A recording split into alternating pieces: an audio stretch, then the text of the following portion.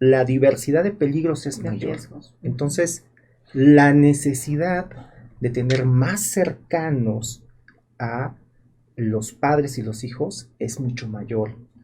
O la necesidad de tener esa cercanía docente-alumno es mucho mayor ahora, ¿no? Es un tema de conexión, ¿no? De conexión afectiva, de presencia, ¿no? Y creo que un aspecto, doctor, en relación a lo que dice que me parece clave, es la educación emocional. Porque si algo está potenciando esto es precisamente estados, pueden ser, ¿no? Estados o eufóricos, muy estimulantes, muy excitantes o muy depresivos, o sea, donde hay picos de tanto de actividad en un sentido o en otro, o en congelamiento de nuestro sistema es nervioso, que está excitado, que está generando todos estos estímulos, todas estas experiencias, y si desde pequeño se va aprendiendo, por una parte, a saber modular esto, pues se va a procurar un mejor desarrollo de estas funciones ejecutivas que a la larga permitan sustentar una mejor capacidad para la toma de decisiones. Pero precisamente por lo que dice de que hay tanta accesibilidad tan fácil a situaciones que pueden ser potencialmente fatales o que pueden también provocar daños en su integridad personal. Por ejemplo, también una de las mayores también casos que se dan es las prácticas sexuales riesgosas, ¿no? Así de manera colectiva, cuestiones de esta naturaleza, que es parte, reitero, de una experiencia generacional también que se están viviendo con nuevas formas, en nuevos contextos, nuevas prácticas, pero el tema de los factores que intervienen, en este caso fármacos, como decíamos, o en un momento dado armas, o en un momento dado otro tipo de sustancias, de elementos que pueden dañar ese proceso de desarrollo y a la larga poder generar también condiciones de malestar, de enfermedad, de falta de un desarrollo del sentido del yo, con una capacidad de integración y de interacción social más adaptativa, ¿no? Que puedan ser base de alteraciones a la salud de alguna manera, ¿no?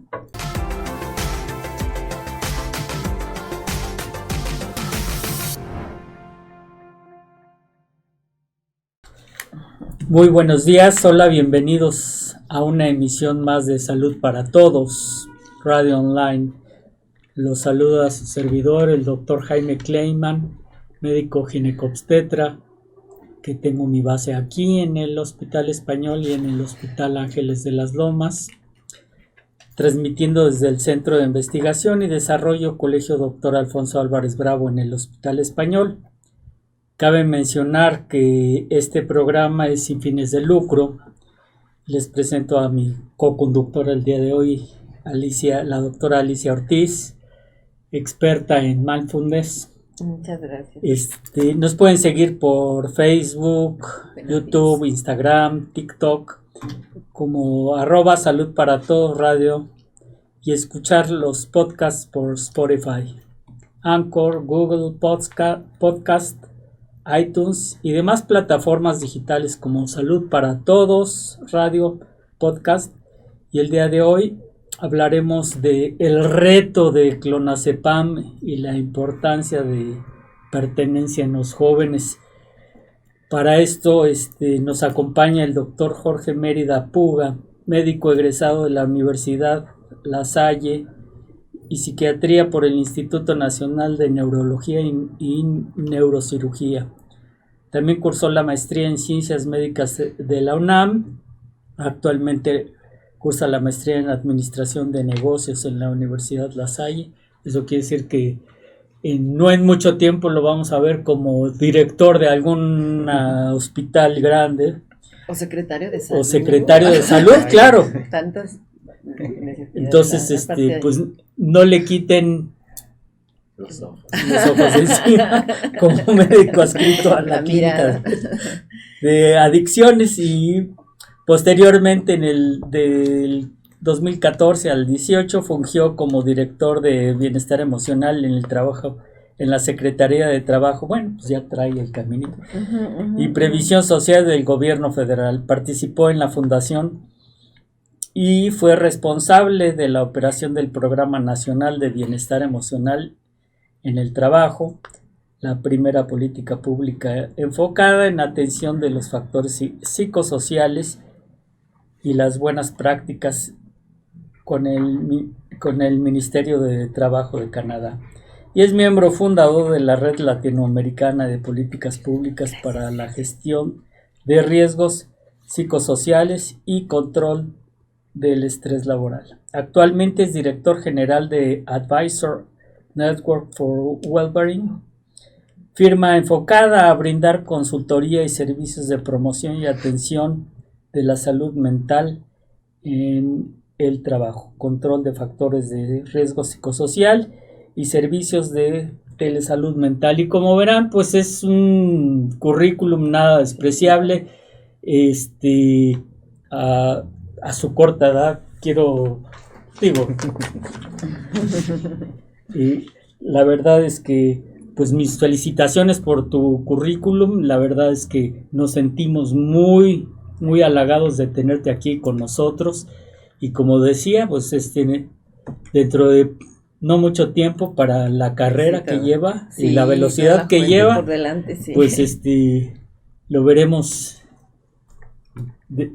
despegar, ¿verdad? Nuevas áreas. Pues bienvenido, Jorge. Pues qué cálida bienvenida. La verdad es que estoy muy, muy, muy complacido de regresar a este hospital, ¿no? Comentaba que aquí hice mi internado, ¿no? Estuve aquí todo un año, ¿no? Entonces, la verdad es que, pues es un gusto regresar y recordar, ¿no? Pues tantas experiencias aquí y pues reconociendo también la calidad de los profesionales que se forman y que laboran en este centro, ¿no?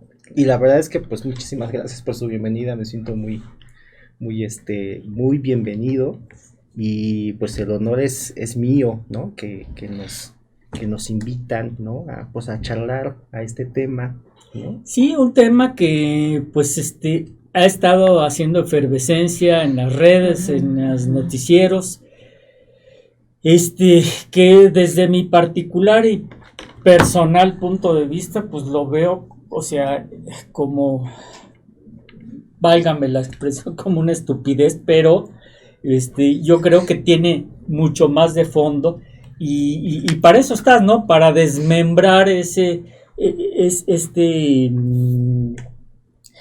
cosas, ¿no? Estos retos pues que ahorita es del clonazepam y anteriormente fue echarse agua fría y anteriormente fueron cosas más inocuas y ahorita pues que pueden cobrar la vida de la gente que lo está haciendo.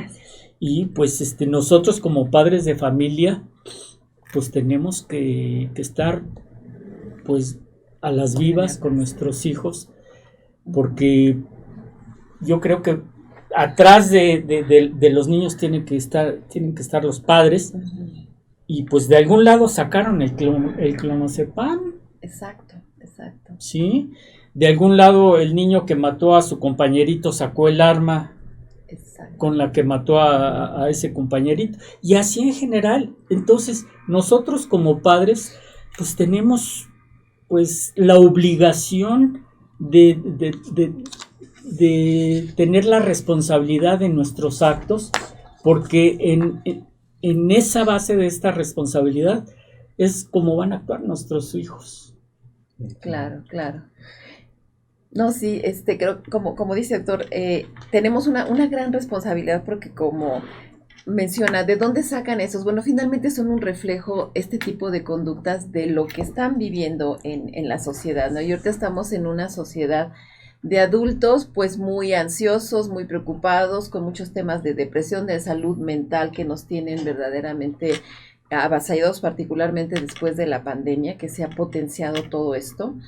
Y creo que también es muy, muy valioso en este contexto tratar de entender cómo se da el desarrollo del cerebro de los jóvenes, ¿no? De los adolescentes, porque ahí se pueden entender muchas cosas en donde también nos pueden dar mejores herramientas como adultos para destacar la importancia de establecer vínculos muy afectivos, muy cercanos, donde los jóvenes sientan que realmente le importan a las familias, a los colectivos, y no tengan esas sensaciones de vacío, de abandono, que también potencian esa conducta de riesgo que es tan característica de la adolescencia.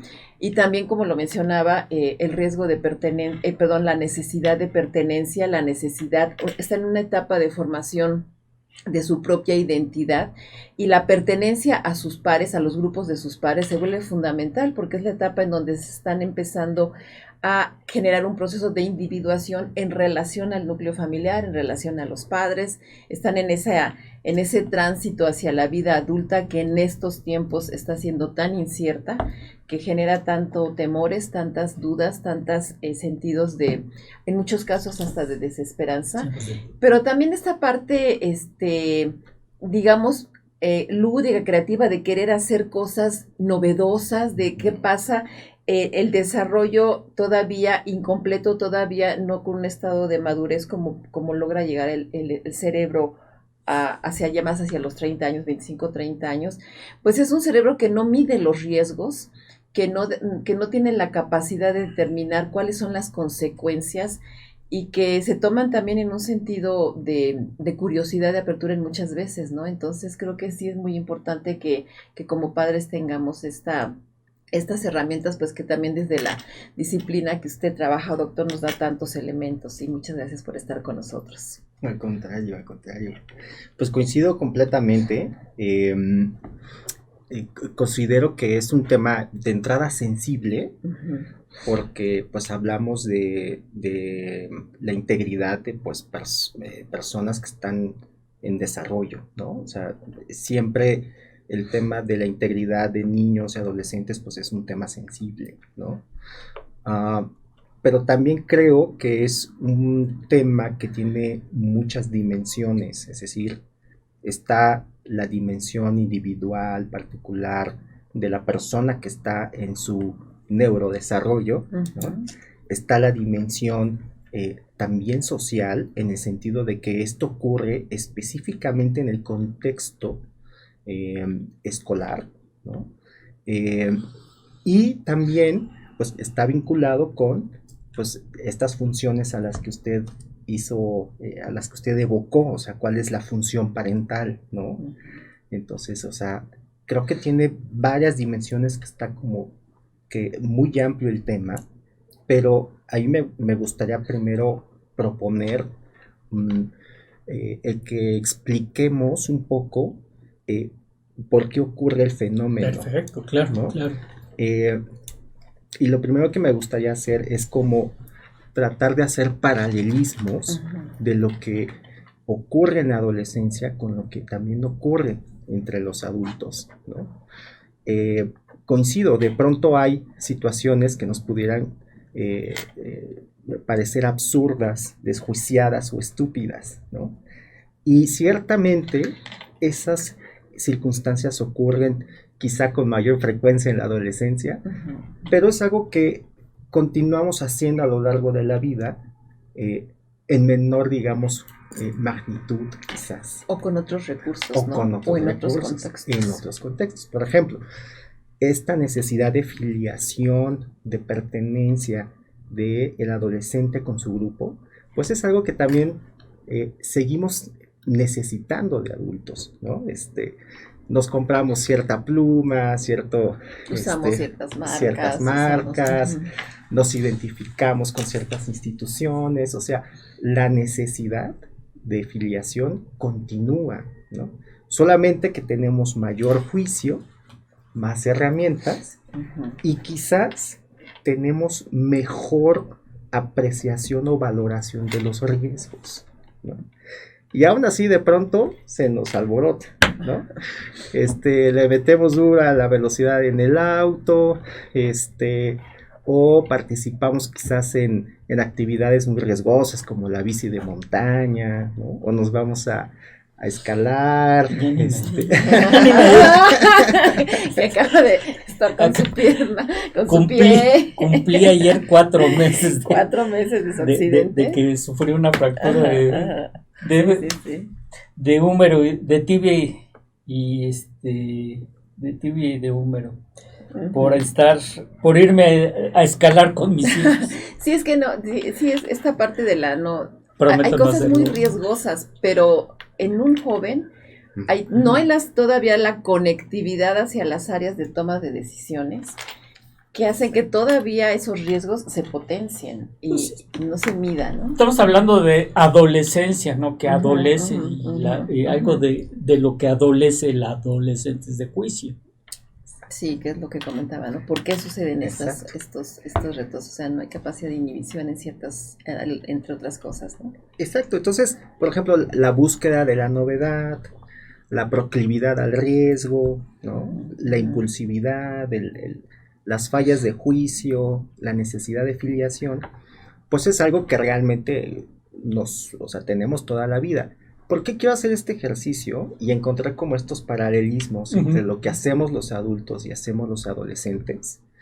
Para no estigmatizar la etapa del desarrollo en el que están, ¿no? Claro. Porque es una etapa en la que naturalmente tienen ciertas vulnerabilidades y de pronto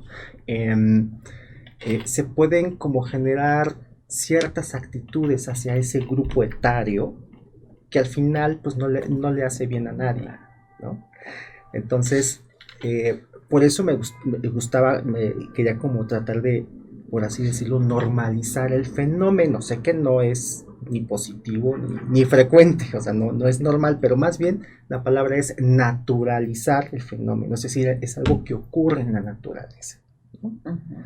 Entonces, con esto es importante para que ya no lleguemos con una actitud quizás muy punitiva a hacer como las intervenciones, no ser tan persecutorios, porque al final y al cabo evoco esto, la función parental y la función formativa docente es justamente prestarle, por así decirle, a los adolescentes nuestro juicio, ¿no?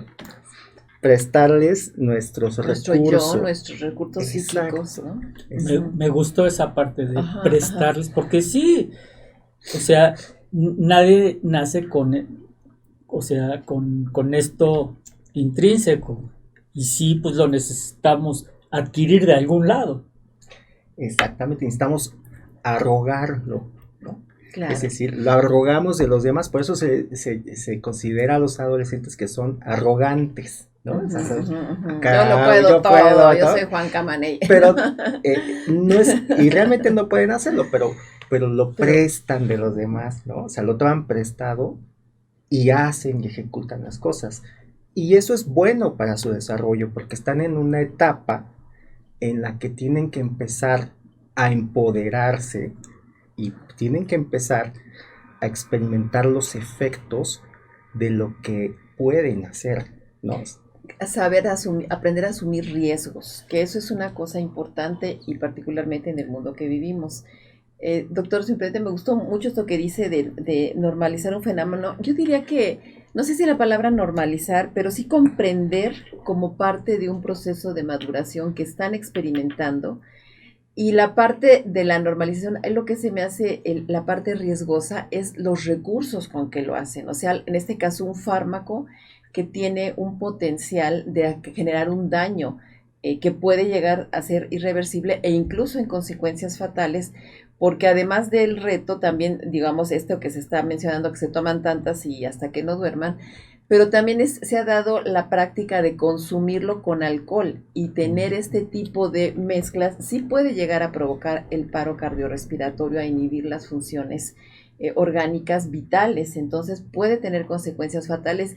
Y creo que el punto es, por una parte, sí entender que es parte del desarrollo querer tener tanto asumir riesgos que no se miden y también generar esta emoción colectiva que debe ser muy dopaminérgica, que debe ser muy excitante, pero que por otra parte, reitero, adquiriendo o haciéndolo con recursos que están terriblemente a la mano, ¿no? Porque estos son medicamentos regulados y es algo que yo comparo, aunque el ánimo con que lo hacen los jóvenes pueda ser en ese sentido, como decía, lúdico creativo, pero que también puede estar mediado por ciertas condiciones que pueden llevar a otro tipo de valoración. Por ejemplo, podemos ver que en los últimos meses y años, y particularmente a partir de la pandemia, aumentó el suicidio o las conductas suicidas entre los niños y los jóvenes.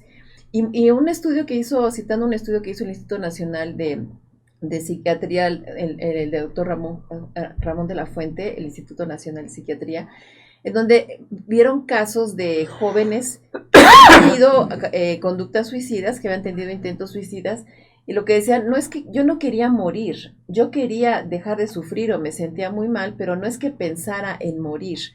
Y es esa parte de no medir que puede ser una acción fatal, que puede ser una acción irreversible. Entonces sí entender esa necesidad que tienen, pero en ese sentido tener un acompañamiento y una vinculación y conexión, procurarla más cercana y afectiva. No sé cómo lo ven ustedes, doctores. Coincido, yo creo que la vida moderna nos ha obligado como a tener como estos espacios sectorizados, ¿no? Es decir, anteriormente, pues, tus hijos se formaban y aprendían tu oficio, ¿no? Y estaban todo el tiempo contigo, ¿no? Sí. Y había esta situación como de vigilancia y acompañamiento. Más continuo, ¿no? Exacto. La vida moderna, pues, naturalmente nos ha obligado como a sectorizar esos espacios. Y parte de esta función se la delegamos, ¿no?, a los entornos escolares, claro, ¿no? Entonces, yo considero que es allí, en los entornos escolares, donde también hay que poner foco. Es decir, considero que esta situación de ayudarles a identificar riesgos, a estimarlos de manera adecuada, a identificar como estas necesidades que tienen los adolescentes, ¿no? De tener algo novedoso, de hacer algo lúdico, ¿no? De mostrarse como, digamos, temerarios, ¿no? Esa necesidad se necesita encauzar y darles contextos seguros donde puedan experimentar y satisfacer esas necesidades.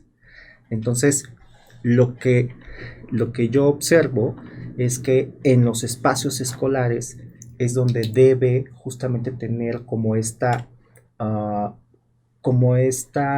inducción, procuración, acercamiento de esas figuras adultas que pueden ayudar a orientar a los niños, ¿no?, o a los adolescentes, ¿no? Claro, una labor colectiva. Y incluso ser materia de políticas públicas que ahorita están muy, muy desatendidos. De hecho, había instituciones que han sido anuladas, el CIPINA, el Sistema de Atención a los Niños, Niñas y Adolescentes.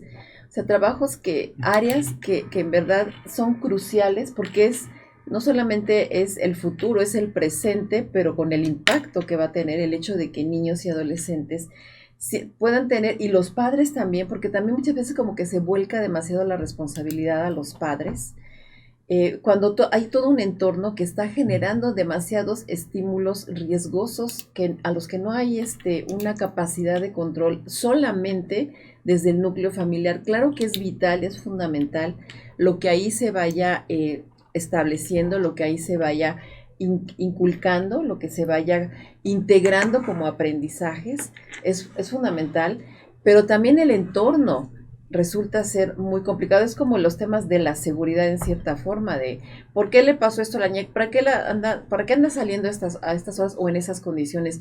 Pues no es para que un padre se tenga que preocupar al grado de que no permita que sus hijos circulen, salgan, anden en distintas áreas. O sea, también la sociedad está representando en sí misma factores riesgosos. Me acabas de acordar de una película que se llamaba El Castillo de la Pureza, pues el padre no dejaba que salieran sus hijos, y en ese castillo pues también sufrieron consecuencias de ese confinamiento.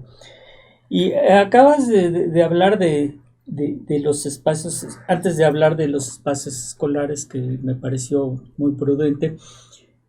Hay que entender que muchas veces este tipo de actos lúdicos pues son tipo una ruleta rusa, y esta ruleta rusa, pues al que no le tocó, pues la hizo al 100%, pero al que le tocó, pues lo afectó al 100%.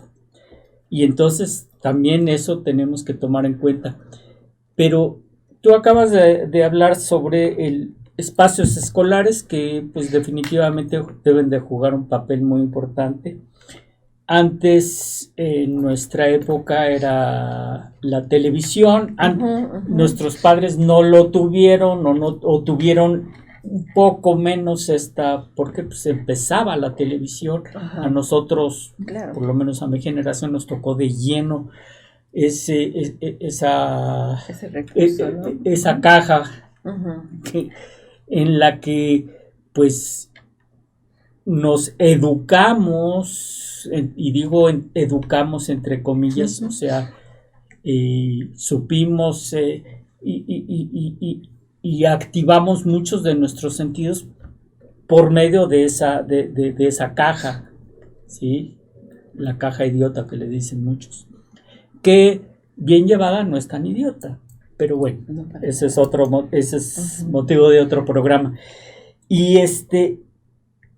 hoy en día los medios digitales yo creo que también y están cobrando un peso enorme pues en este tipo de cosas. Yo nunca viví todo lo que son los medios digitales Ujú. y la información que pueden llegar a tener nuestros hijos. Y bueno, pues este tipo de programas es para hacer medicina preventiva y pues cómo yo como padre, cómo le puedo hacer sin tener que decir no, Ujú, ujú. dame tu celular, olvídate, no vas a tener medios digitales porque lo satanizo y digo que son lo peor que puede pasar. Pero yo creo que al igual que en su momento la televisión tiene o tuvo cosas buenas, también los medios digitales pueden llegar a tener cosas buenas. ¿Y cuál sería tu consejo? ¿Cuál sería la forma en que tú propondrías el manejo en los espacios escolares, como ya bien lo dijiste, televisión, medios digitales y no sé qué otra cosa? Ok. Coincido completamente, también a mí me tocó pues ya el final de la generación X, ¿no? Y y sí, también tengo la percepción de que los riesgos se han diversificado, ¿no? Ujú. Tenemos más acceso tanto a elementos potencialmente riesgosos, a más información mucho más rápido, a mayor movilidad. También los adolescentes pueden desplazarse más, ¿no? O sea, creo que yo tengo la percepción de que sí hay más riesgos en general y creo que en las escuelas pues no escapan a ese Claro. fenómeno, ¿no? Claro. Simplemente esta comparación quizás muy anecdótica, ¿no? De que pues yo antes jugaba en la calle, ¿no? Ahora los niños no juegan en la calle, entonces eso me da, ¿no? De manera, Una insisto, medida. muy anecdótica, quizás la hipótesis de que hay más riesgos, hay más disponibilidad de cosas, ¿no? Ujú. Más accesibilidad. Más Sí. accesibilidad, Ujú, ujú. ¿no? Entonces, yo creo que eso es algo que los padres, ¿no? Deben de tener como muy claro. Siempre va a haber riesgos y cada vez va a haber más riesgos y quizás cada vez como las conductas, digamos, peligrosas por ejemplo, el crimen o situaciones así son cada vez más ingeniosos, ¿no? Ujú, ujú. Antes nos cuidábamos de que no nos robaran la cartera, ahora nos cuidamos de que no nos vacíen las cuentas electrónicas. Es decir, la diversidad de peligros es De mayor. riesgos. Entonces, la necesidad de tener más cercanos a los padres y los hijos es mucho mayor. O la necesidad de tener esa cercanía docente-alumno es mucho mayor ahora, ¿no? Es un tema de conexión, ¿no? De conexión afectiva, de presencia. Y creo que un aspecto, doctor, en relación a lo que dice que me parece clave, es la educación emocional. Porque si algo está potenciando esto es precisamente pueden ser, ¿no? Estados o eufóricos, muy estimulantes, muy excitantes o muy depresivos, o sea, donde hay picos de tanto de actividad en un sentido o en otro, o en congelamiento de nuestro sistema es nervioso, que está excitado, que está generando todos estos estímulos, todas estas experiencias, y si desde pequeño se va aprendiendo por una parte, a saber modular esto, pues se va a procurar un mejor desarrollo de estas funciones ejecutivas que a la larga permitan sustentar una mejor capacidad para la toma de decisiones. Pero precisamente por lo que dice de que hay tanta accesibilidad tan fácil a situaciones que pueden ser potencialmente fatales o que pueden también provocar daños en su integridad personal. Por ejemplo, también una de las mayores también casos que se dan es las prácticas sexuales riesgosas, ¿no?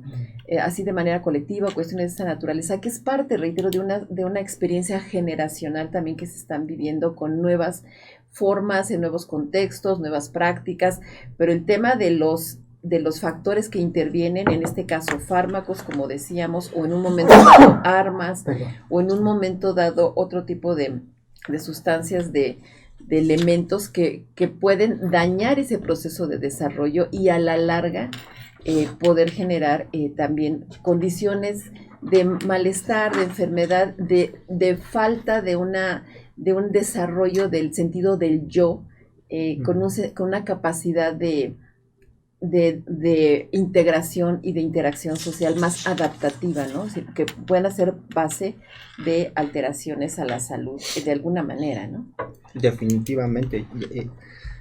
Para cerrar, perdón, no para cerrar, más bien como para abonar al tema de la recomendación hacia la función parental, considero que también se tiene que pensar como en qué otras condiciones me impiden o me dificultan el tener esta cercanía con el hijo o la hija.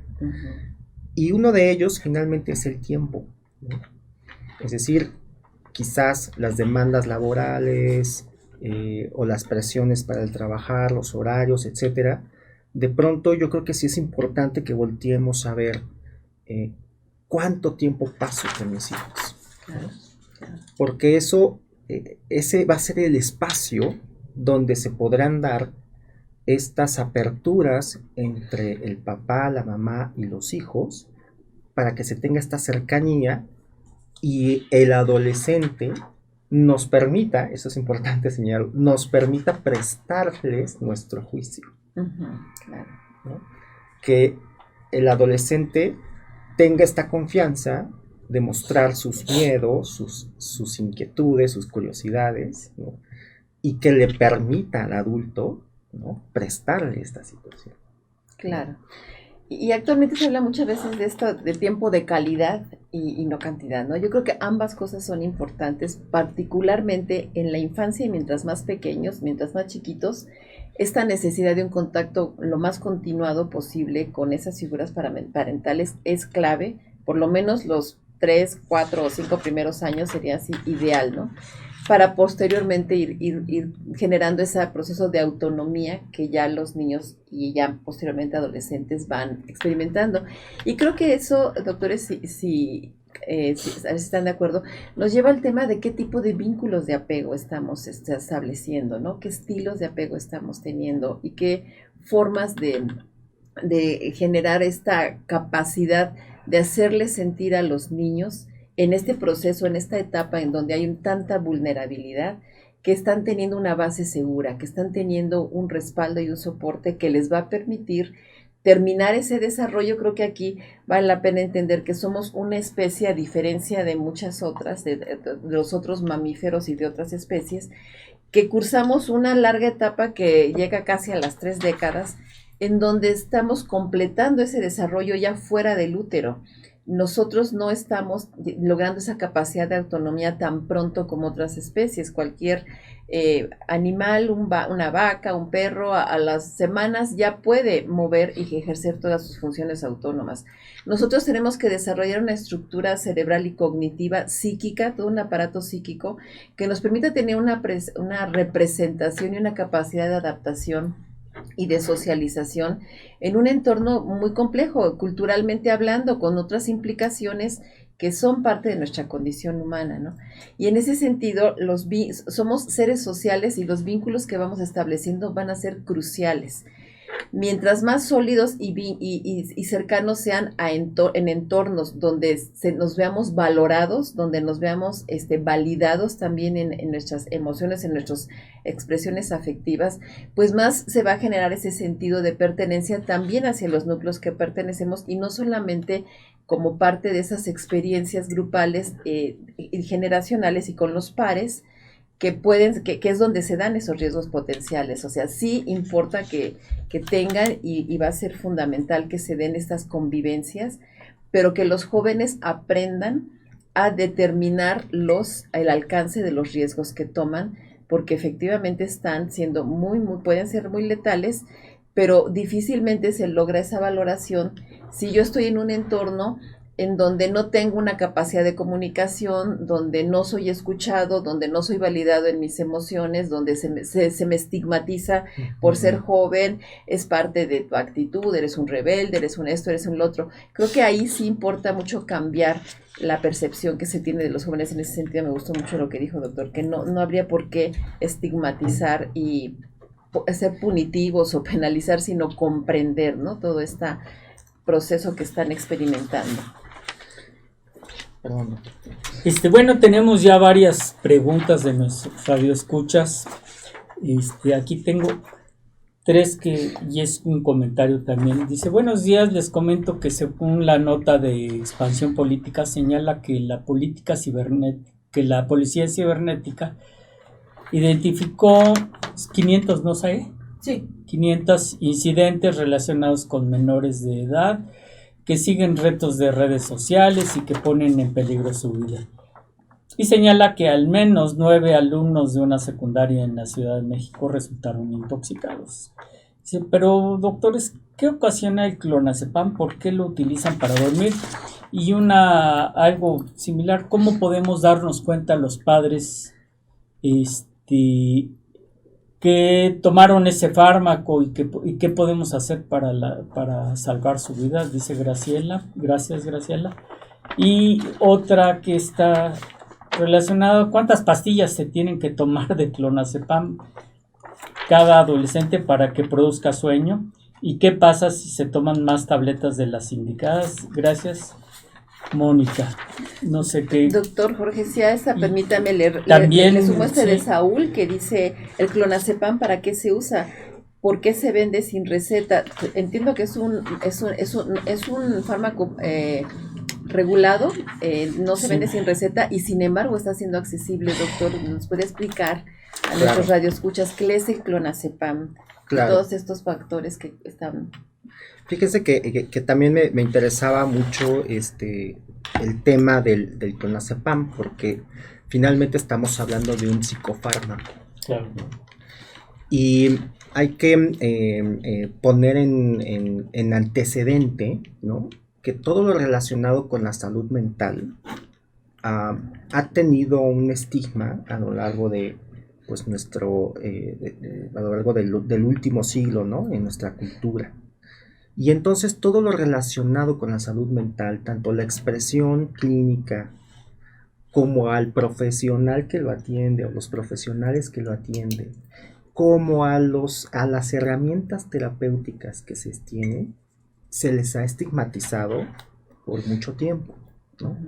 Entonces, qué bueno que hacen la pregunta de hablemos del clonazepam, porque algo que a mí me interesaba era prevenir que se estigmaticen, ¿no?, el uso de herramientas terapéuticas que tienen los profesionales de la salud, ¿no? En este caso de salud mental. Claro, como en su momento fueron los electrochoques. Exactamente, ¿no? Es una herramienta. Es una herramienta terapéutica. Es que hay que saberla usar, ¿no? Ese es el punto, ¿no? Exactamente. Entonces, sí reconozcamos el peligro del mal uso.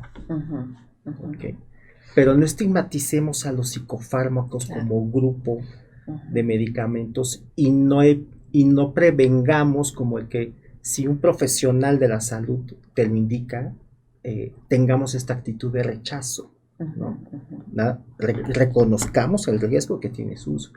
¿Qué es el mismo riesgo? Bueno, no es el mismo riesgo, pero es muy similar al que, por ejemplo, si usa un analgésico, un antihipertensivo a dosis altas, incluso un hipoglucemiante a dosis altas puede ser también, te lleva al coma y a la muerte, ¿no? Entonces, hablemos del clonazepam, de qué es, ¿no? Entonces, el clonazepam es un medicamento que pertenece a un grupo de fármacos que se llaman benzodiazepinas, ¿ok? Son fármacos, se les llama controlados, porque se necesita que un médico prescriba ese fármaco para que sea surtido en la farmacia, ¿no? Pues tiene como esta normatividad y esta reglamentación de que se necesita una receta, ¿no? Y la receta debe de tener el nombre del médico, la su cédula profesional, la dosis exacta que se va a tomar para que se y el nombre del paciente solamente. Y el paciente tiene que presentar su INE para poderlo comprar. Exacto. Idealmente. O digamos jurídicamente o legalmente. Y entonces, ¿qué hace este fármaco? Lo que hace es imitar un neurotransmisor que nosotros de manera natural producimos, ¿no? Entonces, lo que hace es que imita a ese neurotransmisor y lo que genera es que nos baje la ansiedad. O sea, el efecto clínico es disminución de la ansiedad. Es ansiolítico. Es un ansiolítico e hipnótico, ¿no? Exactamente. Baja la ansiedad, disminuye digamos, el alertamiento y por eso se utiliza como inductor del sueño. E incluso entiendo que tiene propiedades antiepilépticas. Exacto. También puede utilizarse. Y de hecho son los usos antes que el tratamiento del insomnio, porque directamente no está indicado, sino básicamente como ansiolítico. Así es, también se utiliza como antiepiléptico, ¿no? Entonces lo que hace es finalmente reducir, por así decirlo, el alertamiento. Lo que hace es reducir el alertamiento. A eso se le llama que tiene funciones depresoras del sistema nervioso central. No depresoras de que, estoy deprimido, estoy triste, no. Inhibitorias. Inhibitorias, ¿no? Es más correcto, claro. Y entonces eso hace que las funciones cerebrales se vayan, digamos, inhibiendo, ¿no? Y las primeras que se van inhibiendo, pues son de adelante. Esa prefrontal, la toma de decisión, el juicio. De adelante para atrás. Entonces, se inhibe el buen juicio. Dicho sea de paso, ya el adolescente no tiene bien formado el juicio, ni las estructuras cerebrales, que hasta los 25 años aproximadamente termina de madurar biológicamente el cerebro. Entonces es todavía más vulnerable a este tipo de efectos, ¿no? Entonces se inhibe el juicio. Se juntan dos factores muy importantes en ellos. Exactamente, ¿no? La todavía inmadurez orgánica, ¿no? Neurobiológica. Claro. Y el efecto de este fármaco. Y entonces se van inhibiendo, entonces, el juicio, pero también altera la coordinación, ¿no? Sí, tiene efectos. Y entonces altera el equilibrio, te da sueño. Por eso tiene la leyenda, si usted consume efectos secundarios. Este medicamento, no maneje maquinaria, exactamente. Sí, porque imagina, yo me voy a echar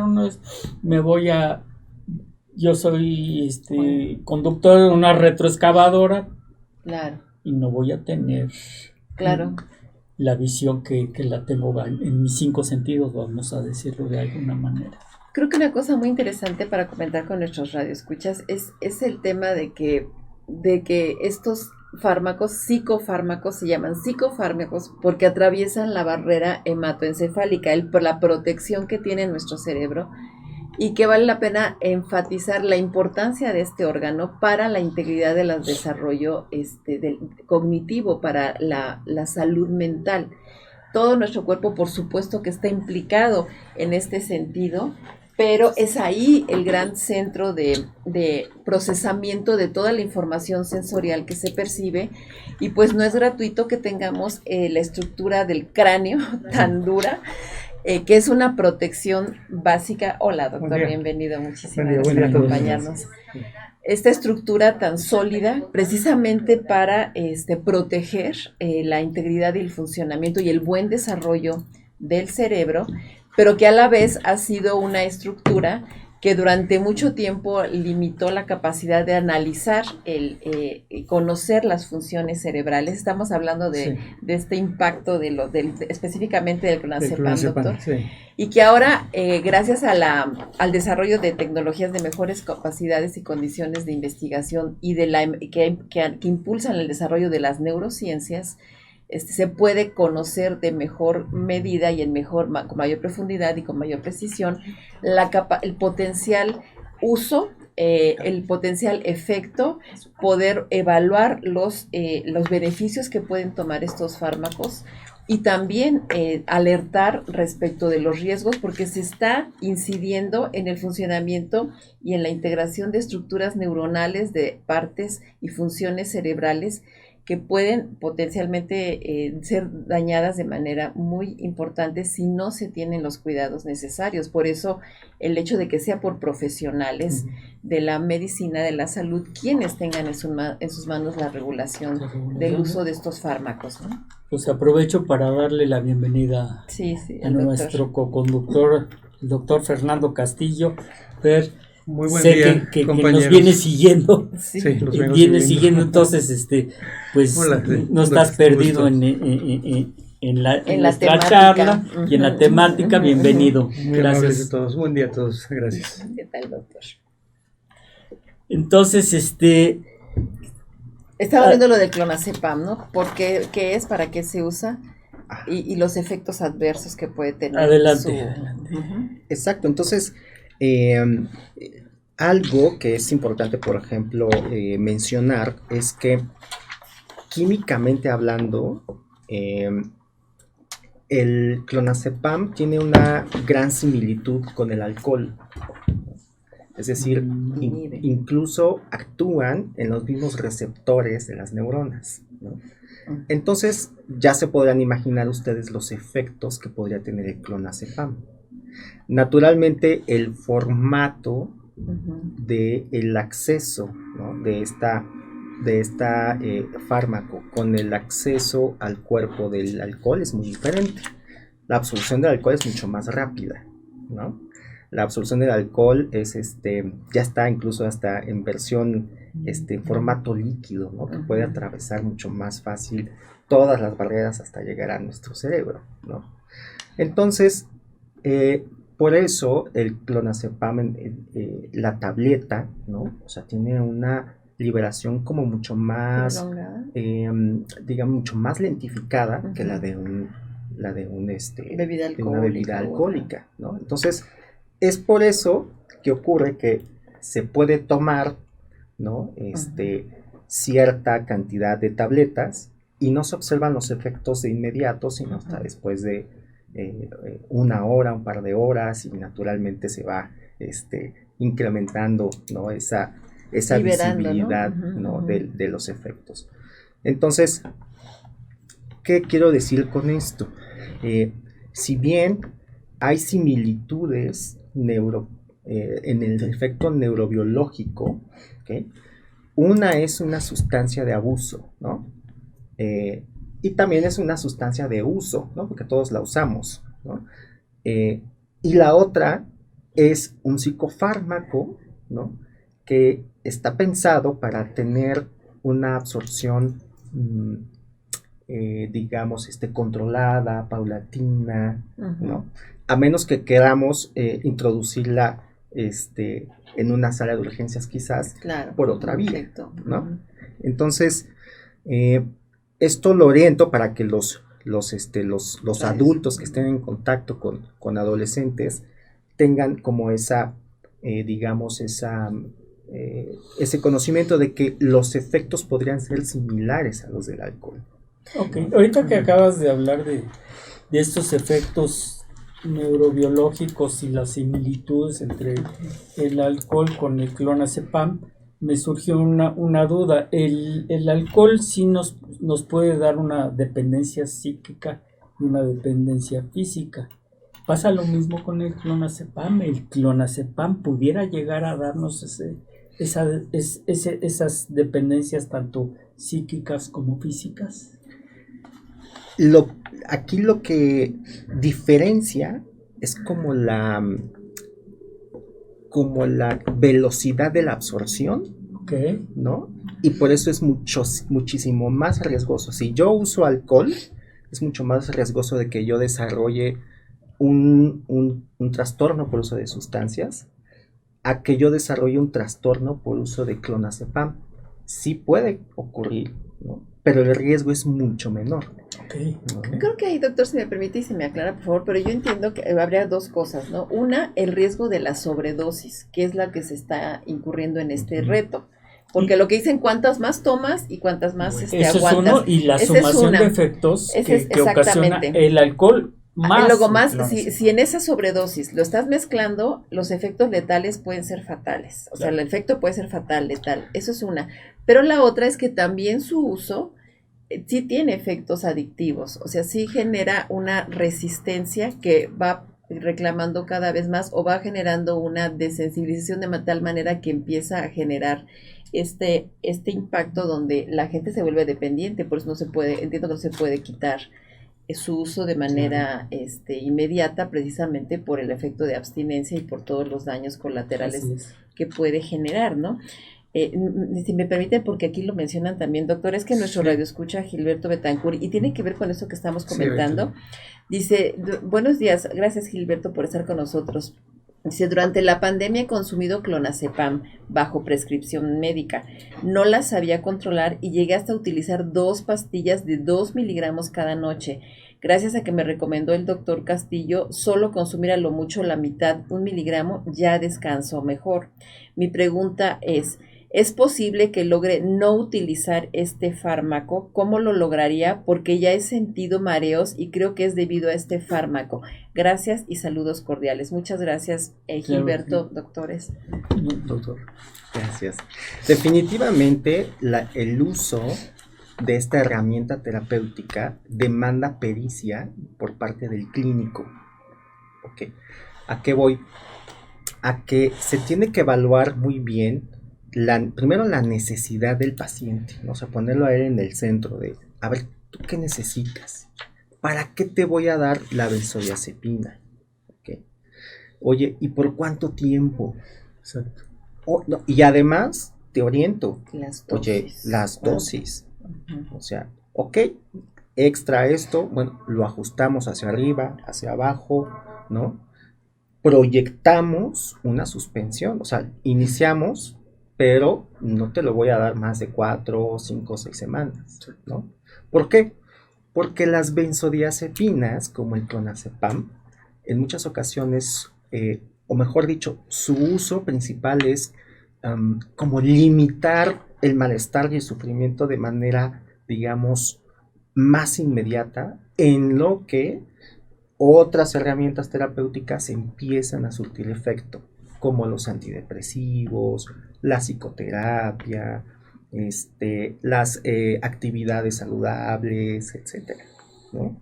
Entonces, considero que el uso no solamente se tiene que dar, digamos, en un contexto profesional, sino que también demanda cierta pericia por parte del médico. Claro. Y por mucha educación y soporte por parte de otras disciplinas de la salud, ¿no?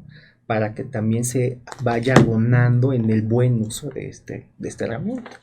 Claro. Sí, exacto. Bueno, Creo que procesos Con de psicoeducación son importantísimos, que se conozca esto porque efectivamente, o sea, como dice el doctor, hay cuestiones en donde, o sea, el caso específico del clonazepam tiene efectos inhibitorios, para eso está diseñado. Primero, ansiolítico, inhibir las reacciones de ansiedad, y en ese sentido es un uso muy potente y para eso está diseñado, ¿no? También inhibe los mecanismos del sueño. También inhibe mecanismos reactivos del sistema nervioso cuando hay, como comentábamos, la parte de las epilepsias o este tipo de alteraciones en la salud del sistema nervioso. Pero, así que esa parte no regulada también puede inhibir las funciones vitales, puede inhibir la respiración, los mecanismos de la respiración, puede inducir un paro cardiorrespiratorio, pierde el sentido de la tonalidad muscular, desmayos, el sentido de la orientación, y ese es el tema de la importancia que usted dice del control, de la regulación y de la pericia de los médicos, porque que lo prescriben y que puedan regular el uso, porque efectivamente su mal uso es verdaderamente dañino y prolongado puede generar a la larga daños neurodegenerativos importantes. Sí, aquí ¿no? el concepto, Y la parte el concepto del clonazepam, doctor, usted es el experto en esto. Sabemos que el clonazepam, como usted lo ha indicado, tiene cierto tipo de aspectos y recomendaciones. Estamos acostumbrados nosotros como médicos, todos, cuando usamos un fármaco, siempre debemos de estudiar lo que se le llama su farmacocinética y su farmacodinamia. Desde el momento en que entra un producto, sea el cual sea, cómo es captado por el organismo, absorción, transporte, transformación, cómo se va transformando, ¿no? En este caso es el metabolismo, tanto por el riñón como por el hígado, etcétera. Y tantas concentraciones se pueden quedar atrapadas como tantas se pueden liberar. Entonces utilizamos siempre el concepto para todos los fármacos de las vidas medias, ¿verdad?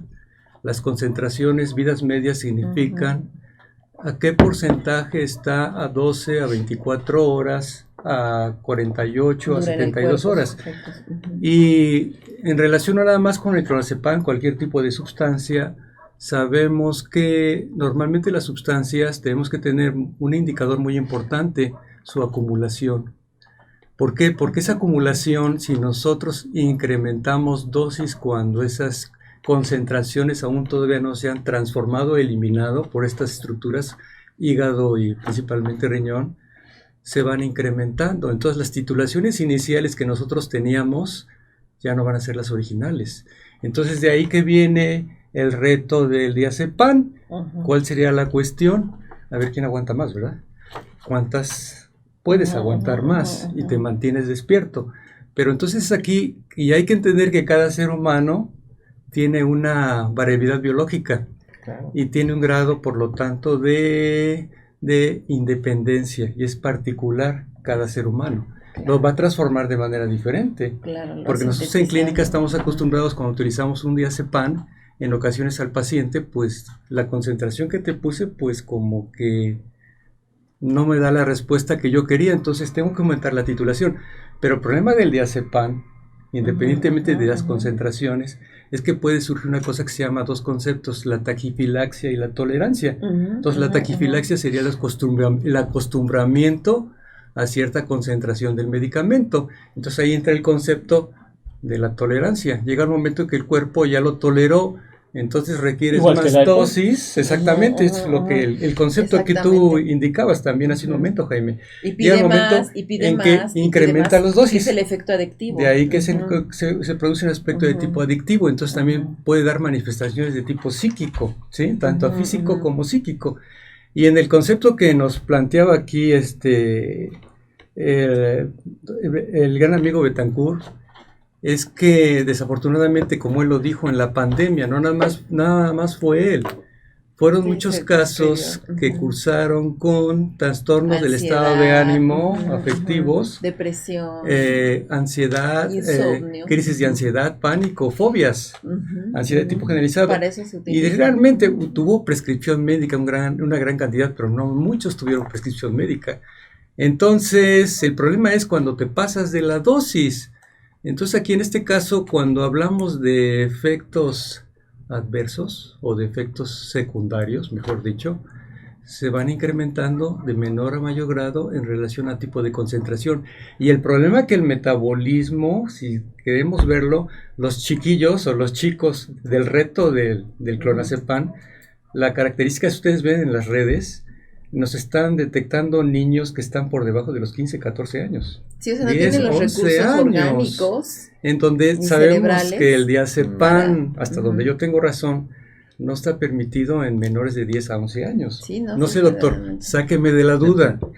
Depende la indicación. O sea, por ejemplo, si se quiere yugular una crisis convulsiva, un estatus epiléptico, pues el diazepam es la primera opción. Sí. Pero creo que es importante que distingamos, como proponía, los efectos inmediatos de la intoxicación por clonazepam. ¿Qué sería lo importante? Que es el escenario que estamos viendo ahorita. ¿Okay?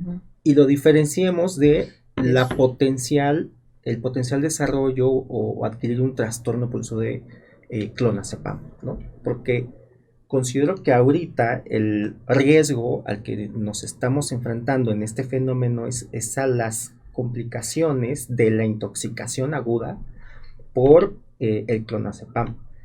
Entonces, esto ya nos libera un poquito como de la angustia y de la tensión, ¿no? Porque para desarrollar un trastorno por uso de una sustancia,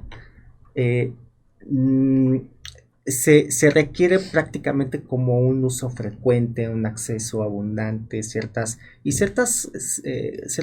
otros contextos, tanto sociales como biológicos, para que se desarrolle un trastorno por uso de sustancias o lo que antes se le llamaba adicción, ¿no? Entonces ahorita realmente el riesgo que tiene en este fenómeno del reto de clonazepam son las complicaciones por la intoxicación en el aguda, momento, ¿no? Doctor, y entonces, por lo que nos ha comentado y lo que se ha comentado en la mesa, ¿cómo se puede dar cuenta un padre de familia? Esa es una pregunta bien importante. O un educador, que está consumiendo tanto de la salud como escolar?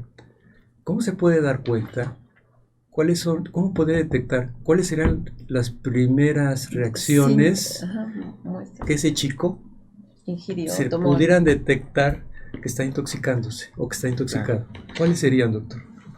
Normalmente puede presentar somnolencia, es decir, el adolescente o la adolescente empiezan a mostrar síntomas o la mímica, el gesto es de somnolencia. O sea, es la tendencia a quedarse dormido, a que si no lo estimulas no responde, no te dirige la atención, sino que se queda como borracho, quizás muy introvertido, muy con mucha introspección, y se queda tendencia a dormir apagado, ¿no? Ahora, la motricidad, es decir, el cómo yo controlo mi lápiz, ¿no? Requiere motricidad fina. La motricidad se afecta, ¿no? Entonces pudieran no escribir. La motricidad gruesa, que es por ejemplo la marcha, se pierde la tonalidad, ¿no? Se puede alterar, entonces puede tener problemas de equilibrio o caídas, ¿no? Ahora, en el ánimo, aquí puede ser muy variable, porque si entendemos el contexto que al inicio es lúdico, quizás al inicio el ánimo podría estar más como plácido, como divertido, ¿no? Pero ya después, ¿no? El ánimo, la actividad, la conducta ya tiende a ser más apagada, más relajada, por así decirlo, ¿no? Y naturalmente una intoxicación grave implica ya problemas por ejemplo, en la coordinación de la ingesta de líquidos y alimentos. Ahí es donde viene uno de los riesgos, claro, ¿no? Y ya posteriormente, pues ya afectación al sistema nervioso central en cuanto al reflejo respiratorio, ¿no? Ahora, ¿qué cantidad se necesita para llegar a una intoxicación así? Realmente sería una cantidad muy alta, ¿no? Estamos hablando de cajas, ¿sí? Porque además, afortunadamente, las tabletas no se liberan ni se absorben de inmediato como el alcohol, ¿no? Sino que se van absorbiendo paulatinamente, y es en ese lapso donde justamente hay una muy buena oportunidad para la atención inmediata, la intervención oportuna, y evitar los desenlaces no adecuados, ¿no? Prácticamente en la mayoría de los casos el tratamiento de la intoxicación es pues esperar a que el propio organismo lo elimine, ¿no? Proveerle de agua, mantenerlo acompañado, vigilado, ¿no? Evitar caídas, ¿no? Evitar más errores de juicio que lo pongan en riesgo, ¿no? O sea, ese es prácticamente digamos, el tratamiento. Y sobre todo, doctor, ¿no? Estar al pendiente que no se deprima el centro respiratorio. Exactamente. Si requiere un internamiento, porque puede llegar al coma. Al paro cardiorrespiratorio. Eso, y evitar que en un momento dado... O que lo mezclen, ¿no? Con otras sustancias. Que se duerman y que vomiten y que haya broncoaspiración. También. Exactamente. Sí, realmente sí es más impactante el riesgo. Yo en lo personal, yo fui prescrita con clonazepam hace mucho tiempo por problemas de insomnio, derivado de un síndrome muy curioso que si quieren un día lo comentamos, que se llama síndrome de piernas inquietas, que es un tema neurológico. Pero el punto es que llegué al grado en donde ya estaba presentando síntomas de narcolepsia, o sea que despierta, ¡pum!, me dormía. Y me fui manejaba, yo estudiaba ya en la Metropolitana de Iztapalapa, y manejando, un día perdí totalmente el control, y de puro churro, que en ese entonces había muchas áreas de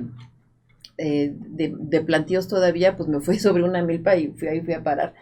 Pero, vaya, a lo que voy es que ya se ha documentado muy bien a lo largo del tiempo los efectos adversos potenciales muy, muy graves. Tiene incluso efectos paradójicos, lo que decía, o sea, es ansiolítico, pero también como efecto paradójico puede generar unas reacciones ansiolíticas peores.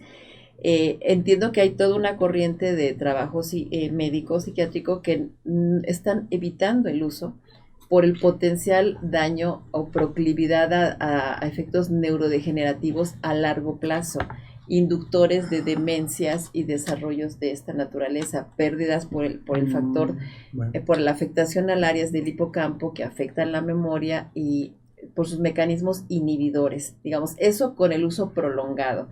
Sí, conozco de líneas de trabajo en donde ya no es de las primeras fármacos que se utilizan, que ya es un tanto anacrónico, que hay nuevas generaciones para tratar los temas de la ansiedad, de la depresión, incluso los anticonvulsivos y los hipnóticos, precisamente por estos daños, ¿no? Por la posibilidad de que genere efectos adictivos, como dice nuestro radioescucha Gilberto, que dice, ¿y ahora cómo me lo quito? ¿No? Es que porque empieza a generar ese malestar, pero ya el cuerpo lo empieza a requerir, a demandar, ¿no? Y en general a afectar la capacidad de respuesta, incluso de funciones vitales, como bien dice el doctor, hasta llegar a la dificultad para respiración, a la deglución y al mismo latido cardíaco, la presión arterial. O sea, es algo que sí es muy, muy, muy riesgoso, ¿no? Mira, doctora y doctores, aquí como el amigo Betancourt, ¿no? Un gran amigo. Mira, por una parte, lo importante para él es que no entre en desesperación y entre en pánico. Eso prácticamente se puede solucionar, ¿sí? Claro. La razón que tuviera 2 miligramos fue bastante tiempo quizá que duró con él. No podíamos suspender la dosis así como así por las reacciones de tipo rebote. Pero que no se preocupe, porque eso se puede ir destetando poco a poco. Y esos efectos de deterioro de los que tú comentas, doctora, que puede alterar el grado de concentración y a largo plazo hasta la memoria, de alguna manera es parte de todo un proceso de que no se debe de prolongar mucho su uso. Eso, a razón de ser, pues creo que en el mundo médico ya lo habíamos contemplado, ¿verdad? Doctor, usted que es especialista, son de cuando menos a las 6 semanas empezarlo a destetar realmente cuando tiene una indicación, claro, desde el punto de vista cuando tenemos un paciente que está sufriendo un tratamiento para ansiedad, un tratamiento para depresión o ansiedad de tipo generalizado, pánico, que es el caso que el doctor documentaba. Entonces aquí tratar de que en este momento nuestros radioescuchas no se nos confundan. ujú, El tema del día de hoy sí es cierto, es el reto del clonazepam, a ver quién aguanta más. El concepto no nos vamos a confundir, quiero aclarar esto. Tienes toda la razón, doctora. ujú, ujú. El reto ahorita sería Evitar las evitar intoxicaciones, ¿no? esas intoxicaciones. Ujú, ujú. ¿Qué soluciones se le pueden dar Ujú, a las que el doctor estaba comentando en este momento? Ya ve que estabas aludiendo que el cuerpo lo debe de liberar, pero aquí hay que considerar, y lo que habíamos dicho, puede estar en una etapa de somnolencia, de confusión y coma, hasta un paro respiratorio. Aquí la intención es que nuestros niños, claro. nuestras comunidades, que son más de 500 niños identificados el año pasado, que no estén abordando este tema, y cómo los padres pueden identificar y los escolares pueden identificarlo, los primeros datos. Entonces tienes toda la razón, doctora, pero no queremos confundirnos en este momento. Claro, no, quizá nos genera una alarma más allá de lo que implica una atención oportuna a una Y satanizar al producto, porque es buen producto también, como diría el doctor. Coincido completamente. Sí, doctora, comprendemos. Coincido completamente en el sentido de que la información que nos proporcionan es valiosa.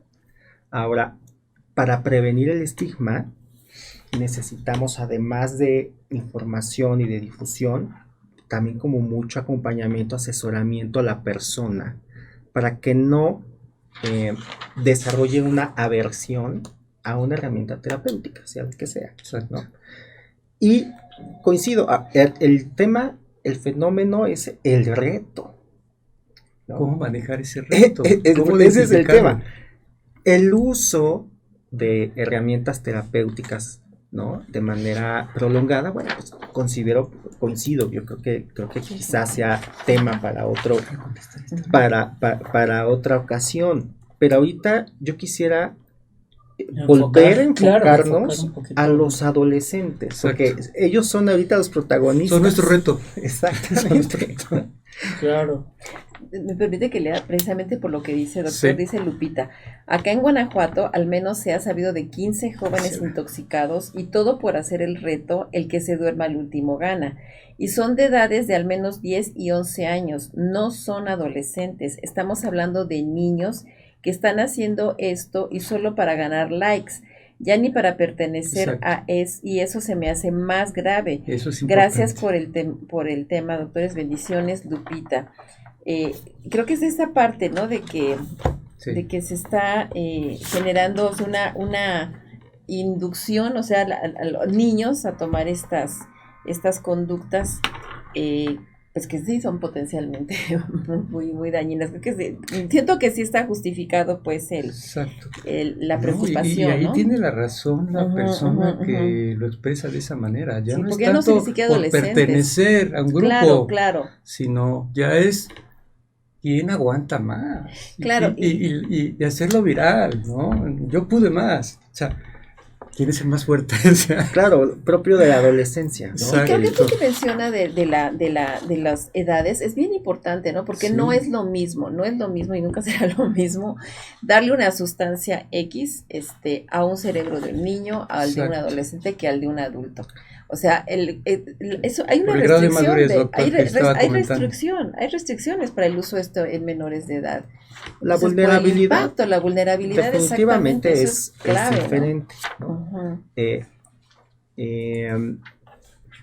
Pero tampoco es como algo que no se utiliza, ¿no? En los niños, en los adolescentes, insisto, depende de la pericia, ¿no? Por ejemplo, si un niño de 5 años llega con un estatus epiléptico a urgencias, no me va a temblar la mano para usar diazepam y romper, ¿no? Exacto. Claro. Igual que en una paciente una crisis. Exacto, igual que en una paciente embarazada. Exacto. ¿No? En una paciente embarazada que llega con un problema de epilepsia y está en crisis, está totalmente indicado. que si va a atravesar la barrera placentaria, pues sí la atraviesa, pero tiene sus indicaciones precisas. Ahora, por ejemplo, y eso es lo más importante que quiero que nuestros radioescuchas entiendan. Tú cuando, Jaime, tienes tu paciente de ginecología, tienes el manejo, le das un ansiolítico, tú dices, doctor, ¿hasta qué grado puedo lactar a mi bebé? O sea, hasta eso. Los tiene estudios sus indicaciones, están y eso establecidos. es muy importante, y eso es justamente a lo que quiero que lleguemos. Exacto. A que no son sustancias que las podamos usar con manga ancha. O sea, tiene que tener una prescripción por una persona que tenga entrenamiento en esto. Hay que entender que el doctor se quemó las pestañas, ¿cuántos años? X número de años, para poder prescribir, para poder tener con su pluma, poder prescribir eso, y saber los riesgos que llega o que puede llegar a tener a la persona que se los está dando. ¿Sí? No está prescribiendo chicles. No. Claro, mire, aquí dice, si me permite, doctor, nuestra radioescucha Francisco Rodríguez, dice, es que también, no solamente también se hace referencia a los riesgos de la automedicación, o sea, no se trata de satanizar, pero es que esta toma, primera, automedicar cuando se está suponiendo un daño que puede funcionarme y lo hago por la libre, ¿no? Que eso está pésimo, y más con esos medicamentos controlados.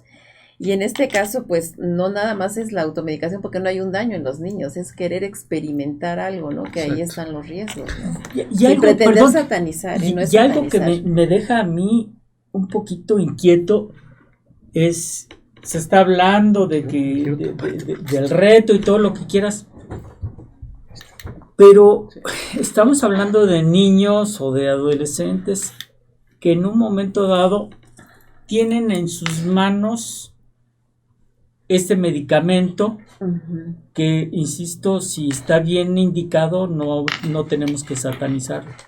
Pero entonces, ¿cómo les llegó a ellos en sus manos este medicamento? ¿Cómo les llegó? Y muchos medicamentos dicen, no se deje al alcance de los niños. Pues por algo es eso.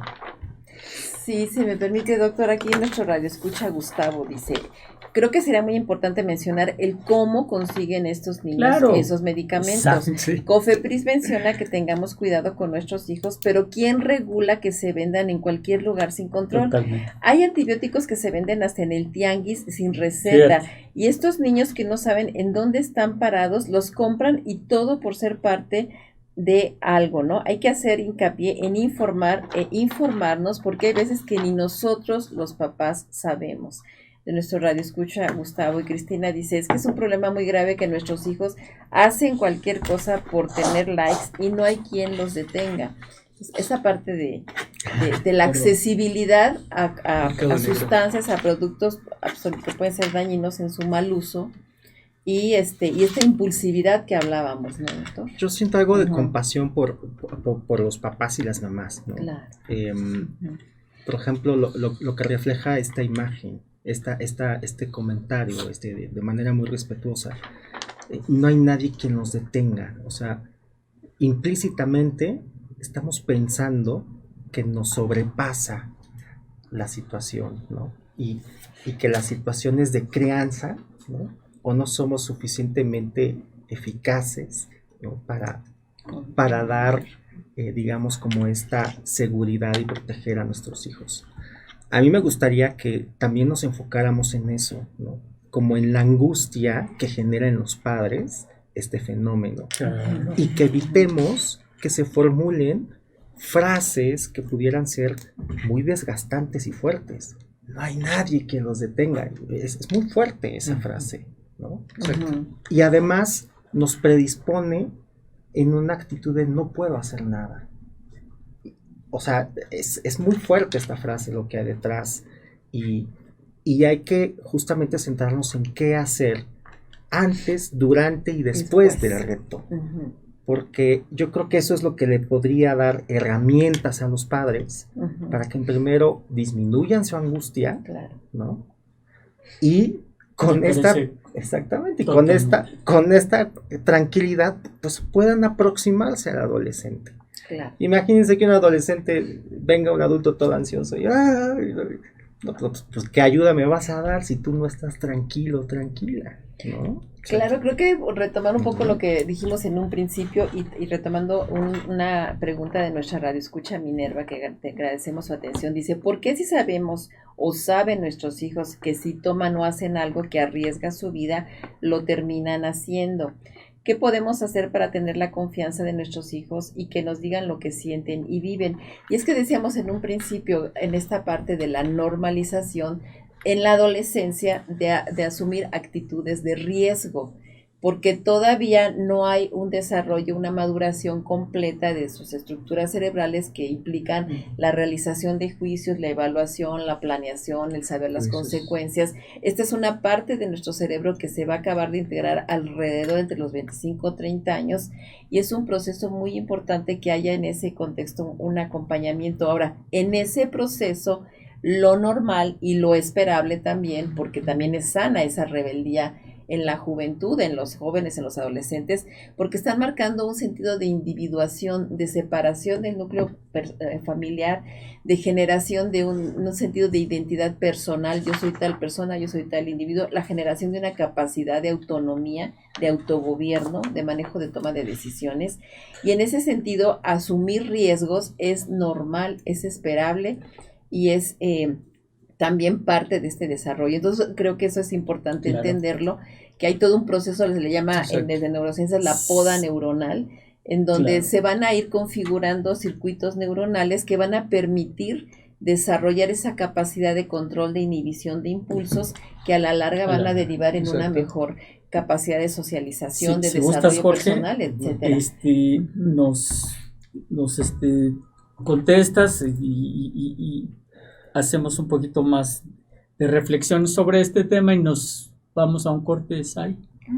Después del corte entramos de lleno, pues ya estamos casi en la recta final. Sí, caray. ¿Cómo se pasa el tiempo? Rapidísimo, Increíble. Pues eso habla de que... Y hay buena... ¿Quieres ser parte del mundo digital y no sabes cómo? Contáctanos, te asesoramos. Páginas web, relaciones públicas, streaming, podcast, redes sociales, comerciales, videos y mucho más. Contacta zrproducciones.com.mx. Síguenos en Facebook como @ZRProduccionesMX, Instagram, YouTube y TikTok como @ZRProducciones. Sé parte del mundo digital. Pues ya estamos aquí de vuelta con queridos radioescuchas, continuando con este tema, el reto clonazepam. Y bueno, una cosa que nos ha llamado la atención aquí al equipo que estamos con ustedes es esta sensación de preocupación, de impotencia en algunos casos. Dice, por ejemplo, nuestro radioescucha Jorge, dice, lo que mencionan se parece mucho a lo que nosotros hacíamos como la novatada, pero ya a riesgos bastante peligrosos. Mi pregunta es cómo hacer entender a nuestros hijos, y en este mismo sentido también Ivette nos dice, si los padres son adultos, adolescentes que aplauden a hijos conductas reprobatorias, ¿qué podemos hacer y cómo ayudarlos? Es la pregunta de Ivette. Y lo que veíamos es que decíamos, ¿no? Este tema de encauzar, apoyar, acompañar el desarrollo de nuestros hijos es importantísimo en la familia, pero es una labor colectiva e incluso a nivel de políticas públicas o de respuestas institucionales. Y en este sentido, doctor, comentábamos que ya hay recursos también para, digamos, por una parte, para denunciar el mal uso en caso de contenidos de redes sociales que pueden tener efectos adversos, además de estas oportunas intervenciones ya médicas en el caso de que se haya dado la intoxicación, ¿no? Pero para denunciar el caso de la difusión de este tipo de contenidos, doctor. Entonces, actualmente afortunadamente tenemos un tipo de respuesta por las autoridades en contacto de la policía cibernética, que está actuando sobre esta polémica. Aquí hay unos teléfonos si ustedes se los podemos pasar ¿sí? Se los podemos pasar, pero yo les podría decir así brevemente los teléfonos de la policía cibernética para hacer este tipo de denuncias y en qué en TikTok y en qué fuente lo vieron. Y no solamente este tipo de problemas, otro tipo de problemas que no tengan que relacionar con el reto del clonazepam. Entonces, uno de los teléfonos es 55 52 42 51 00, extensión 5086. Ese es contacto de Policía Cibernética. Y aquí tienen un correo, Policía Cibernética, ¿de acuerdo? @ss.cdmx.gov.mx. Que no se preocupen, esto se los pasamos en visión, en pantalla. Y aquí dan unas recomendaciones la Policía Cibernética, que es algo que nos parece algo muy importante, que les puede responder para este tipo de ayuda. Dice, recomendaciones de navegar en Internet, configurar control parental, descargar y actualizar antivirus, utilizar contraseñas largas y diferentes para sus diferentes fuentes o aplicaciones que tengan, establecer horarios de uso de los dispositivos. Esto más que nada va acompañado de la fuente de los padres, de la fuente de los maestros. Ese es un acompañamiento que se había hablado desde el principio, porque estamos hablando de adolescentes en donde no tienen capacidades y habilidades y destrezas desde el punto de vista de críticas. No hay desarrollo a nivel, digamos ahorita, de masa cerebral, cortical, de todas sus fuentes, que son por debajo de las, estamos hablando por chicos debajo de los 15, 14, 11, 10 años. Entonces, establecer horarios de uso de dispositivos, promover el respeto dentro y fuera del espacio, del ciberespacio. Entonces, esas son el tipo de recomendaciones que dan la Policía Cibernética. Entonces, ustedes también pueden denunciar de alguna manera, si saben de alguna fuente o algo que está sucediendo, y la verdad sería de una manera colectiva que se puede llevar a cabo. Es más, aquí la Policía Cibernética se le puede hablar si hay un problema de escolares, se ponen en contacto las escuelas con la Policía Cibernética y están dispuestos a asesorarlos y a dar cierto tipo de pláticas y cierto tipo de materiales. Entonces, yo considero que es excelente, no sé qué opinas. Está muy bien, ¿sí? Excelente. Entonces creo que era importante este espacio. Claro que sí. Para dar esa aclararlo, ¿no? Claro. Y qué hacer. Y todavía, ¿qué hacer, doctor? Pues antes del reto, yo creo que tendríamos que echar mano de toda nuestra red de apoyo, ¿no? Si bien tradicionalmente la formación y la protección y la crianza, ¿no? Esta responsabilidad, estos roles se les adjudican a los padres, considero que es importante que reconozcamos la importancia y la participación de todos los adultos que están alrededor de las personas que están en crecimiento o desarrollo, ¿no? Entonces, ¿qué hay que hacer antes? Primero, yo recomendaría que se establecieran naturalmente estos vínculos de confianza y también entender que si bien no está del todo formado el criterio, el juicio y el cerebro, sí tienen capacidades de autocontrol, ¿no? Y se tienen ciertas capacidades de razonamiento. Incluso los niños pueden llegar a ser bien críticos, ¿no? Y nos contrastan, oye, ¿por qué si dices esto? Claro, ¿no? totalmente. Pueden ser súper críticos, es decir, Totalmente. aprovechar como esas herramientas que sí tienen los niños y adolescentes, ¿no? Hay momentos en los que requerirán, pues, esta supervisión directa, ¿no? Claro. En la que naturalmente es ahí donde ya entra esto que mencionábamos de prestarles nuestro juicio. ¿Okay? Ahora, coincido en que es muy bueno tratar de identificar estas fuentes de riesgo, ¿no? Que si en la farmacia, que si algún familiar tiene estos medicamentos, que si tiene acceso, pero además del clonazepam tienen acceso a muchas otras cosas, el alcohol, claro. Exacto. Hasta un arma de fuego. Hasta Armas, armas de fuego, ¿no? exactamente. Exactamente. Entonces, siempre van a tener acceso a situaciones riesgosas. Y entonces es allí donde se tiene que desarrollar la habilidad como adultos para aproximarnos a los adolescentes, ¿no? Claro. Y ayudarles a estimar esa intensidad de los riesgos, ¿no? Claro. ¿Cómo claro. se hace? Antes del reto, pues hablemos del reto con ellos. Claro. Y no solamente hablemos del reto de Clonazepam, sino todo lo que involucra. Oye, a todos nos pasa que queremos conocer cosas nuevas, nos queremos arriesgar a tomar decisiones, podemos ser impulsivos, ¿no? Queremos ser parte y pertenecer, ¿no? A un grupo. A todos nos pasa, a los niños, adolescentes y adultos, pero, oye, mira, hay ciertos límites que después de eso está como muy riesgoso porque ya pone pues justamente en una línea tu integridad, claro, ¿no? Claro. Entonces esta psicoeducación, llamémosle así, puede hacerse tanto en el contexto doméstico, pero sobre todo en el contexto escolar, Claro. porque justamente la escuela ya tiene cautiva esa población y pasa la mayor parte del día quizás en la escuela. Entonces tiene una oportunidad de oro de empezar a psicoeducar en esos aspectos, ¿no?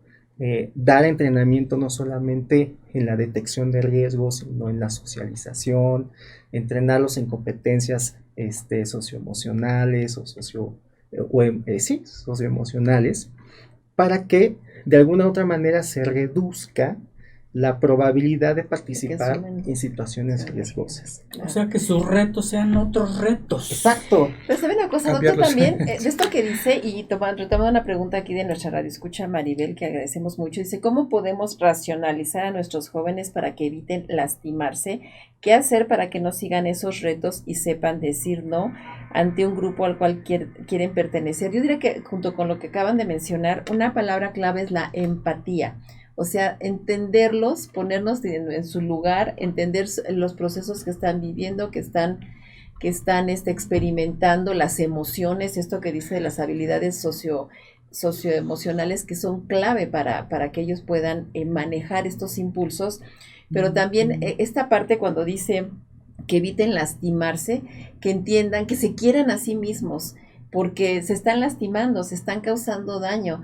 Y para que tengan esta autoestima, pues es importante que los primeros que los queramos y amamos y protejamos y acompañemos e incondicionalmente es expresar ese amor, cultivar estos vínculos afectivos que les den la confianza de sentir esa base segura, ¿no? Lo que en teoría de apego se llama la base segura. Sí, fíjate, doctora, acabas de decir algo muy importante porque ¿por qué nace todo esto?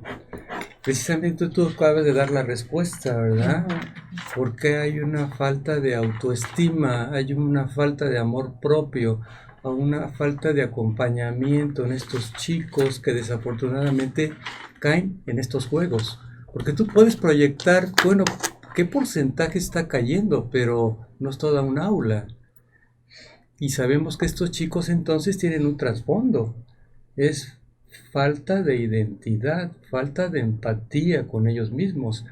Y no necesariamente que tengan que ser invitados a un grupo, sino que la reseña data de que desde pequeños ya hay problemas en casa, donde no hay acompañamiento desde que son pequeños. Quizá, doctor, como comentaba hace rato el doctor Jorge. Ver esos aspectos en casa. Sí, creo que puede ser oportunidad, que puede verse como una oportunidad para detectar problemas más a fondo en los vínculos familiares. Creo que es una buena oportunidad por una parte, ¿no? Exacto. Pero por otra parte está esto que también hemos comentado, ¿no? Que es normal que los chavos se arriesguen, o sea, que es normal. El problema es muchas veces a qué tienen acceso, y eso sí ya implica el contexto, ¿no? Lo que dice doctor, pues si pueden acceso a un arma, pues es porque los adultos que están ahí las están usando y están normalizando actitudes, conductas violentas, si están acudiendo a estos fármacos. Hay adultos incluso que ellos mismos de bebés les daban los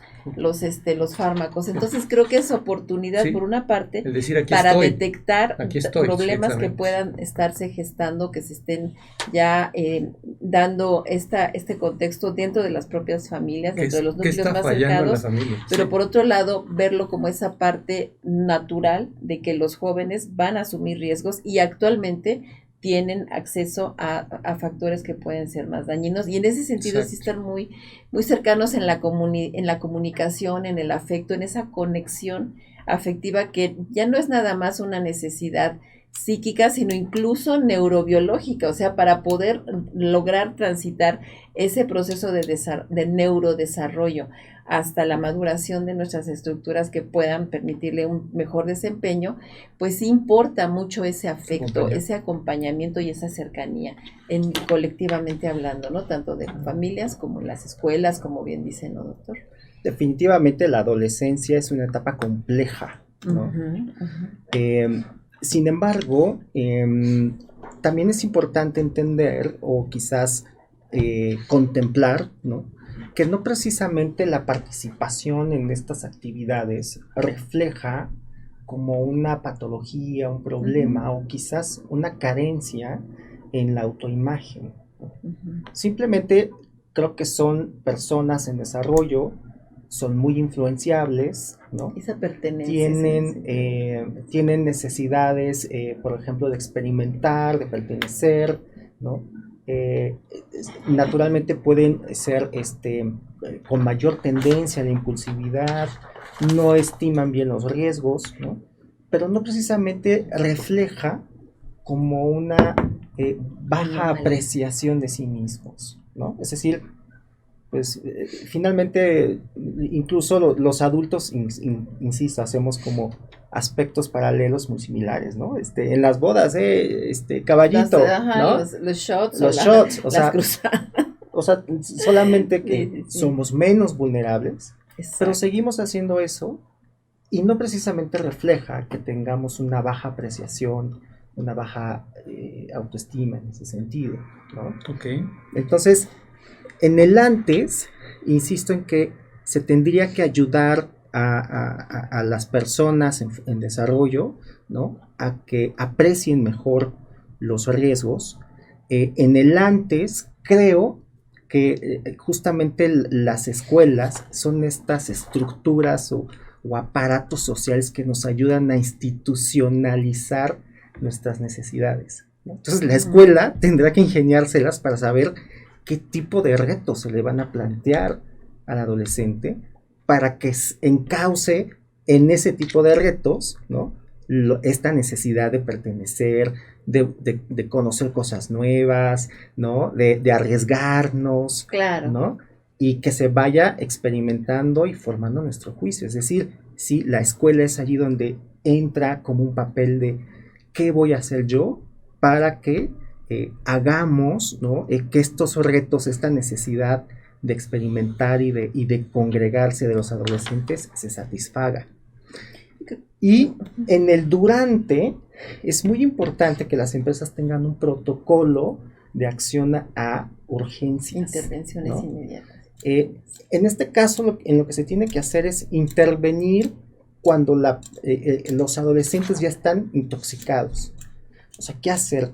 ¿Cuál es el primer teléfono que voy a llamar? ¿Cuál es el listado de los contactos de cada adolescente? Observar, ¿no? ¿Cómo debo de comunicar este evento a los padres de familia en general? ¿Cómo voy a comunicar que ocurrió esto a los otros grupos de alumnos? Porque también hay que entender que ellos necesitan procesar lo que ocurrió, ¿no? Okay. Entonces, en el durante ¿cuáles son, digamos, los primeros auxilios? ¿Okay? Ya en el después es ahora sí donde la escuela tiene que empezar a hacer reforzar esta difusión, ¿no? Claro. De identificar riesgos, ¿no? De hablar del problema, no ocultarlo, claro, ¿no? Sino más bien ventilarlo, ¿no? Ventilarlo para que nos ayude. Sacarle raja, investigar, ¿no? O sea, es que son buenas oportunidades para convertirlo en una consolidar sesión las redes. académica, ¿no? Parte de la escuela, ¿no? Sí, Claro. hay que Hablar sacar tan natural. lo bueno de lo malo. Exacto, Sí. y creo que ahí en esta parte que Eso dice, nos trae doctor, cosas mejores. Claro. cuando dicen los papás, ¿qué hacemos? Creo que una cosa primera, no paniquearse, ¿no? Porque podemos manejar las cosas, porque es parte del contexto que nos toca vivir y porque es parte de los retos que tenemos que asumir, ¿no? Por un lado. Por otro, creo que enfatizar con nuestros adolescentes, con nuestros niños, la importancia del autocuidado. Cuando decimos, coincido en que no necesariamente sea un problema de autoestima porque están en proceso de desarrollo, eso como que es parte normal, ¿no? Pero sí que entiendan cómo cuidarse, qué es lo que se merecen. O sea, ellos no merecen lastimarse, ellos no merecen hacerse daño, no merecen que lo hagamos, nosotros les hagamos daño ni los maltratemos, pero menos tampoco que ellos mismos se lo hagan y que asuman que se están haciendo un daño cuando hacen riesgos no medidos o que sepan que pueden eventualmente tener un riesgo que pueda tener consecuencias posteriores, ¿no? Y en ese sentido, reitero, generar estos vínculos de acompañamiento, de empatía, para que ellos desarrollen esa confianza de decirnos qué es lo que están experimentando. Nos dice Alejandra, qué difícil es ser padre hoy en día. Mucho. Antes no teníamos tantos enemigos alrededor como las redes sociales. A veces nos sobrepasa y no entendemos de lo que nos hablan. Gracias por su excelente espacio. Bendiciones al staff y al grupo de médicos. Muchas gracias, Alejandra. También nos dice Maribel, como profesores, ¿cómo podemos inculcar el amor propio? Nos llegan con muy baja autoestima y es difícil para ellos el decir no. Ellos lo único que quieren es ser parte, así vaya su vida de por medio. Es duro, pero así la vemos en muchas ocasiones. Sí, Maribel, como decíamos, no es parte de este desarrollo donde ellos necesitan experimentar esto, pero creo que una cosa muy importante es que nos sientan como adultos seguros de nosotros mismos, con recursos para apoyarlos, porque ellos eso es lo que necesitan, ¿no? Sentir que pueden aventurarse a explorar cosas, pero que si se van dando cuenta de los riesgos, pueden regresar a una base segura, que va a haber quien los acompañe, que va a haber quien los quiera, quien los arrope, quien los acoja y quien les ayude a levantarse en sus caídas, porque en ese sentido, como decían, pues todos pasamos por esa etapa, sí. Y en ese sentido la empatía es fundamental. Si te entiendo, sé por lo que estás pasando, estás sintiendo mucha curiosidad, mucha excitación, estás sintiendo mucha frustración, estás sintiendo X, Y o Z, enseñarlos a nombrar sus emociones, a manejarlas, a controlarlas, a expresarlas, a compartirlas y buscar ayuda cuando sea necesario. Y en ese sentido ellos mismos se pueden convertir en unos excelentes aliados para el autocuidado, incluso de este tipo de riesgos que son los contenidos en las redes sociales, porque que ellos detecten qué me hace daño, el primero que se los tiene que decir y mostrar también somos los adultos. Exacto. Que estamos con ellos, ¿no? Entonces ese factor de un vínculo rico, nutritivo, amoroso, generoso, comprensivo, creo que es fundamental. Más que nada lo que es la comunicación, ¿no? Sí, la presencia, la conexión, ¿no? La conexión afectiva, que sepan que estamos, que sepan que validemos sus emociones, que las reconozcamos, que las ayudemos a contener, a encauzar. Una cosa también bien importante es que el cerebro y todo en general nuestras como personas no vamos a evitar una serie de actividades si no suplimos con otras. O sea, no nada más es prohibirles, sino darles alternativas. Oye, no está padre que estés aquí poniéndote en estos riesgos. ¿Qué te parece si mejor desarrollamos una actividad deportiva o nos vamos al cine o nos vamos a ver tal o cual cosa, en donde también se les lleve la atención a otra parte? Porque no nada más funciona. Prohibir es lo peor que se puede hacer a un adolescente en particular, a una persona en general y a un adolescente en particular. Porque lo que se prohíbe muchas veces genera mayor atención, mayor atractivo. Es más, como parte de esa necesidad de autonomía, hacer lo que me prohíben va a ser algo que me haga sentir yo mismo, ¿no? Entonces no funcionan las prohibiciones generalmente. Es enseñarles el riesgo, el daño que se están autoinfligiendo, que no lo merecen y que aprendan a un sentido de autocuidado, ¿no?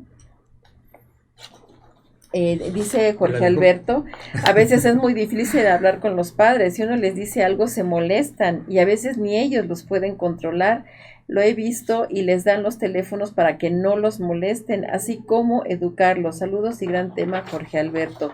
Susana también dicen que si podrían dar sus datos, doctores, y si vamos a alertas, ¿quién sería el primer contacto? Lo que comentábamos ahorita creo que se va a poner en pantalla, ¿no?